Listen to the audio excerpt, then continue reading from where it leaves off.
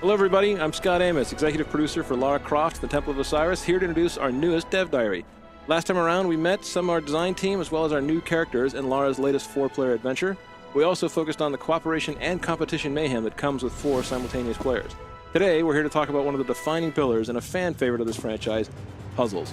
We're lucky to have with us our lead level designer and the puzzle design guru of both Guardian of Light and Temple of Osiris, Jeff Wages. Amos. Wages. Yeah, it's a thrill for me to be on the Lara Croft franchise. As you mentioned, I was on Guardian of Light, and when this chance came up at Crystal, I was excited to jump back into it. There are a lot of things I learned from Guardian of Light and from my work on Tomb Raider in 2013 that I was eager to bring over to Lara Croft and the Temple of Osiris. And I had a few new ideas for puzzles that we can only do now with our latest mechanics in our 4-player design. Which is kind of Jeff's way of saying that when you get stuck or frustrated at some of these crazy things he's come up with, you can please address all of your hate mail to him. Nah, they'll be fine. It's never about punishing the player. We place a huge emphasis on visual language to make sure that the puzzles are communicating themselves to the player. After that, they can cooperate and experiment and work until they find their own aha moment that solves the puzzle. Which is, honestly, for us, that's the fun, to see people get through this game, to play it front to back, to see everything. And the game is fully playable in single player. And co-op, people need to work together, though, right? Since we have 2 different classes, we split up their skill sets, so then we have these custom cooperative puzzles.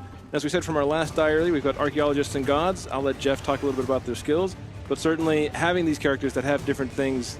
Jeff, give us a few examples of how these guys work together and the kind of things they can do. Sure, so the grapple line is a returning feature from Guardian of Light. It gains a powerful ability with 4 players, in that each player is their own grapple point, so you can maneuver in a lot of new and exciting ways. The Egyptian gods bring the Staff of Osiris to the table, which shoots a beam of light which solves puzzles and can manipulate anything in the world that has these glyphs of Osiris baked onto them. So even like, when you had Teltec and Lara, where you had kind of these 2 different classes that were split up in the last game, right? Now we're talking about having these kind of puzzles where people not only have to work together, but even on the timing side of it. We talked about it with the last playtest. We watched people playing, saying, okay, I'm going to hold the staff, 1, 2, 3, and then they let go too early. Their friend jumps across, dies in the pit of spikes. Those seem like those great kind of cooperative puzzles that we're kind of striving for. Exactly. It's one of the fun challenges of designing puzzles that can scale from 1 players to 4 players. We try to add new interactive elements as more players enter the game. One of the simple examples that you'll see here is that in single player, Lara must manipulate the mirrors to destroy the rifts in Duat using the Staff of Osiris. Whereas in co-op, one of the gods must use their staff to lower this platform while Lara manipulates the mirror, and then another one shoots the staff to destroy the rifts. And it's just one example without giving too much away. And I know we have one particular snake boss called Apep that you'd put together, so you want to tell us a little bit about that guy? So yeah, this is Apep. He had rather humble beginnings. It was me, the designer, who first modeled and animated him and threw him into the game. And the first prototypes had these weak spots on his back that only the Staff of Osiris could affect. And then even after single player, I remember we'd actually done it once where you had bunches of mirrors around the level, and then for multiplayer you started upgrading that a little differently.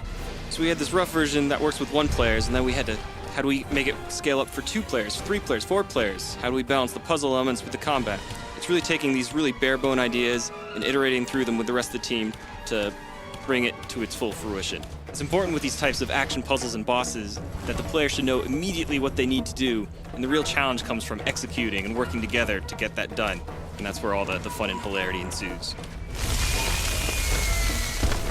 Having a hand and a voice in everything that we build, we can make pretty extensive changes in a short time, kind of like the Oracle's Chamber area. Sure, we do a bunch of internal and external playtesting. This is one area where we really felt the need to inject a new flavor, a new theme into the game. So here's where we highlighted one of the elemental effects that hadn't gotten a lot of attention yet from us, which is poison. And this gave our artists an excuse to go crazy with the green, and the designers re-authored the combat to focus on poison. We took one of our highest rated challenge tombs from later in the game and gave it a poison flavor and installed it here as a puzzle gateway to the Oracle. Which, clearly from the playtests after we'd done the change, boosted up both the experience, the puzzle experience in that area, and introduced the unique combat that the Oracle area has, with all the flashier and dramatic touches and lighting effects, even that eerie kind of creepy aura that we managed to put in there throughout.